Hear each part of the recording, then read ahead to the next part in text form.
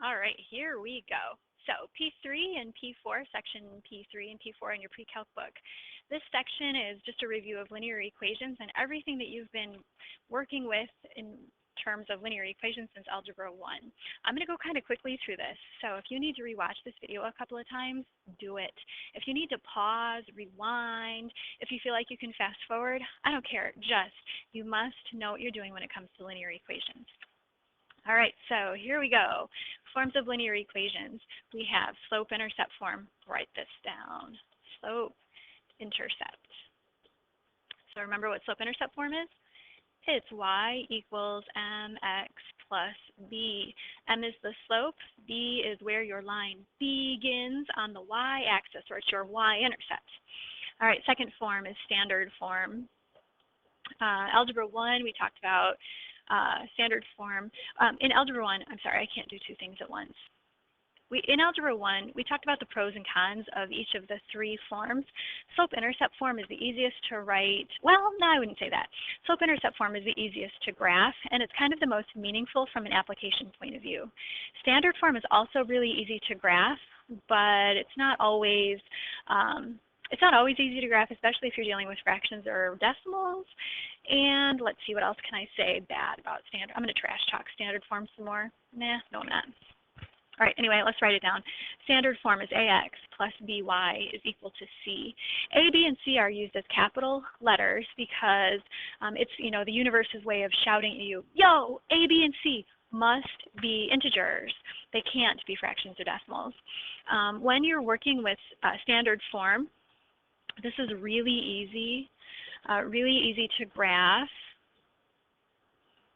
Really easy to graph using the intercepts. Using intercepts. So it's going to cross the x-axis at ax equals c, or at x equals c over a. It's going to cross the y-axis at by equals c, or y equals c over b. We'll maybe look at an example of that in the future, very near future. And then finally, point slope form. Point slope form. Now, the nice things I can say about point slope form is that it is really easy to write. It's quick and it's easy. It looks like y minus y1 is equal to m, slope, times the quantity x minus x1. So if you are going to join me in AP Calculus next year, you're going to write point slope form equations all the time. So one of our big studies in calculus is tangent lines to a point on a curve, which tells us how the curve is behaving.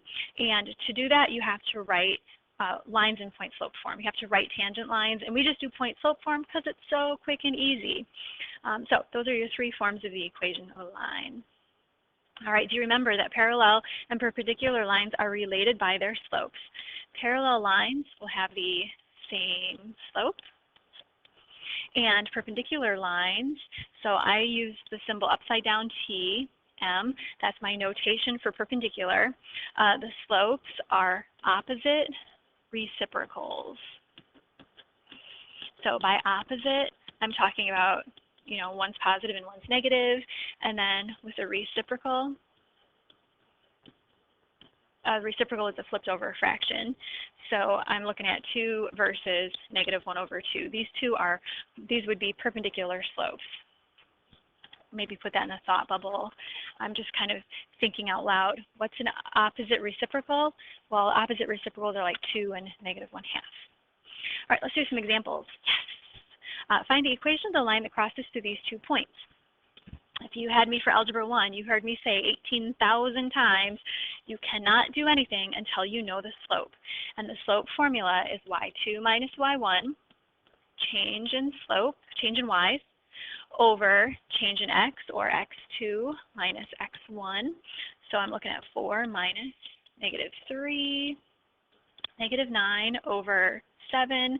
That would be my slope. Okay, so slope is delta y over delta x, change in y over change in x. Okay, then once you know your slope, then what I want you to do is go to point slope form. See how quick and easy it is to write point slope form. I'm going to go with, I don't know, I'm going to use this point right here. Can I highlight that real quick? Gosh, where's my highlighter? Highlighter right here. Okay, so just for the fun of it, I'm going to use that point. Now, how do I get out of there? Pen. Okay, so y minus -1 is equal to the slope, which was negative 9/7 times x minus 4. Okay, so that takes care of that. -9 over 4 plus 3 would be 7. That just seems weird. Okay, and then the last step, I'm going to convert it to slope-intercept. Remember, slope-intercept form is easy to graph from. So this is kind of like y plus 1 equals -9/7 x plus 36/7. Take a minute and stop and think, how did she get 36/7? Top times top, bottom times bottom. Subtract 1, subtract 1. Oh, is that ugly fraction math? Not really, because 1 can be written as any old name, has lots of nicknames, like 7/7. So 36 minus 7 would be 29/7. All right, I'm going to call that the equation of my line. Next example, find the equation of the line that's perpendicular to, and then crosses through the point 3, 1. You cannot do anything if you don't know the slope. I need to figure out the slope of this line. So I'm going to call this 3y equals -2x plus 12. I'm going to divide everything by 3. You smell what I'm stepping in? I bet you do, because now you see that the slope of the original line is -2/3. All right, perpendicular to that would be the negative, or opposite, I shouldn't say negative, it's going to be the opposite sign, reciprocal, so +3/2. Okay, here we go. 2-point slope form. So my point was 3, 1. I need my highlighter again. This is the point. And y minus 1 is equal to 3/2 times x minus 3. And then from here, I can go to slope-intercept. So this is really like y minus 1, distributive property, get y by itself. Y equals 3/2x. Well, 1 is 2/2. -9/2 plus 2/2 would be -7/2. Okay, that takes care of that. So again, if I went fast, if I kind of like left you in the dust, I'm sorry, but you know what? This is a beautiful time in your life because you can just hit pause or rewind and catch up. All right, you're doing good. Thanks for keeping up. All right, turn the page over and let's talk about letter C. So letter C says, a commercial jet airplane climbs at takeoff with slope. Ooh, slope.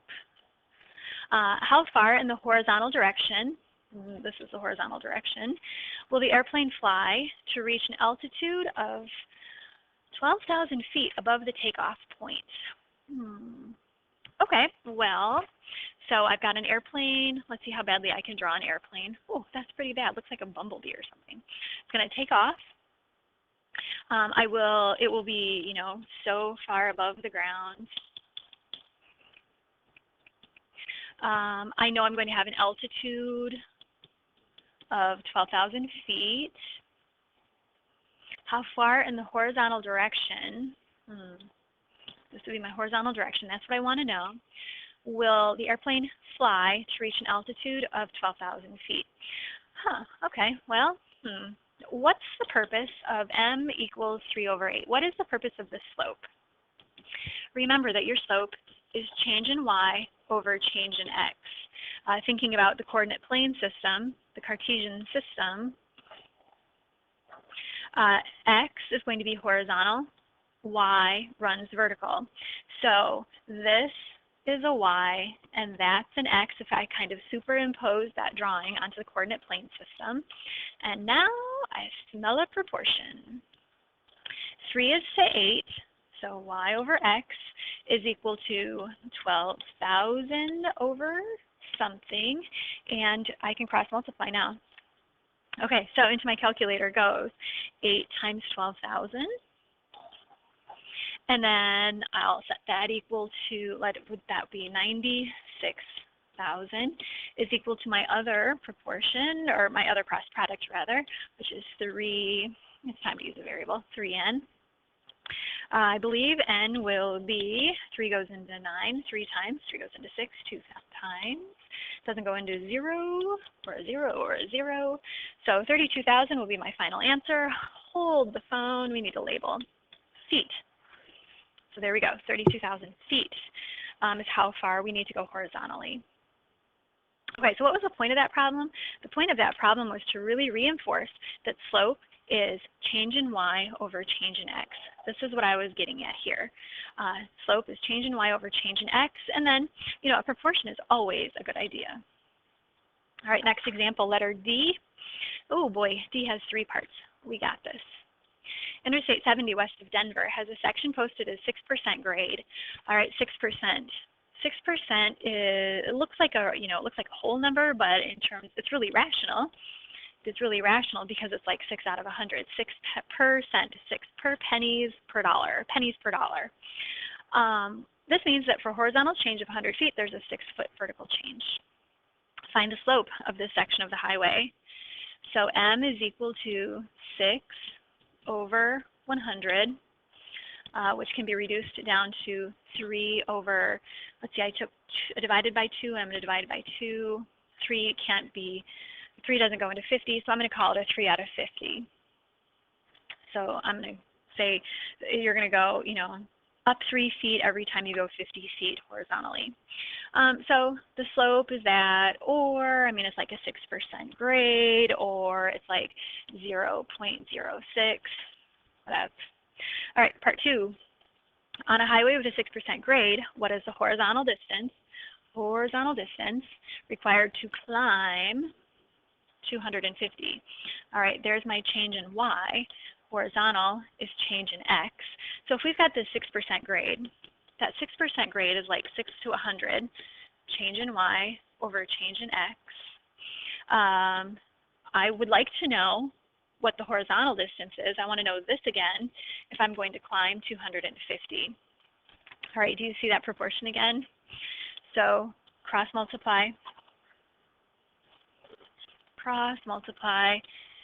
and then use your calculator.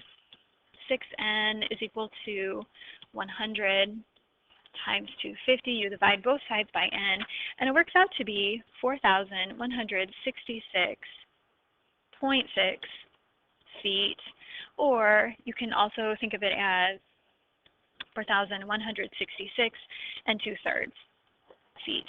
Do you want a decimal? Do you want a fraction? That takes care of that.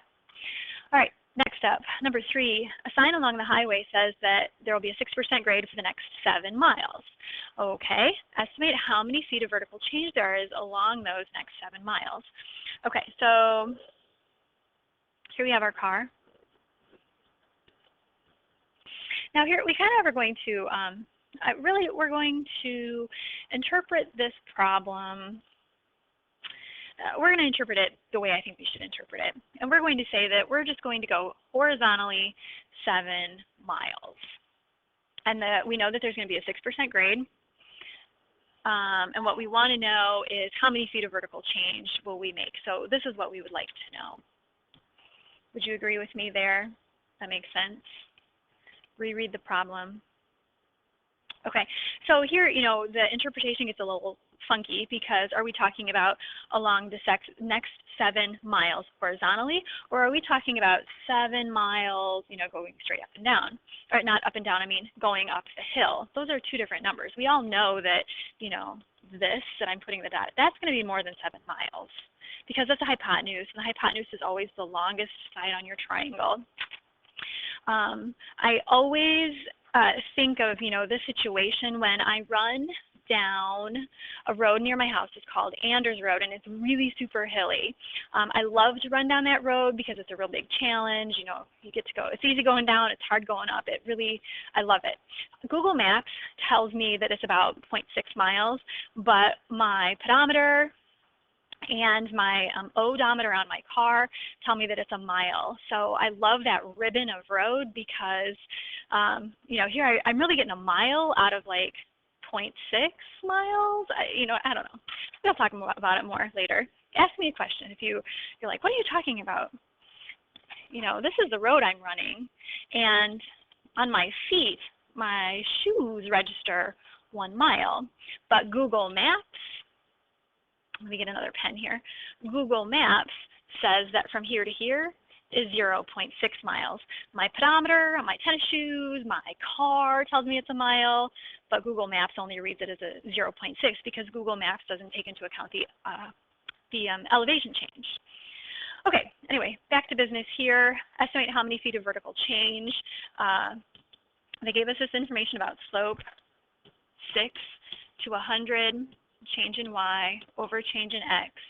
I want to know a change in vertical if I'm going a change in horizontal at 7 miles. Okay, solve that proportion.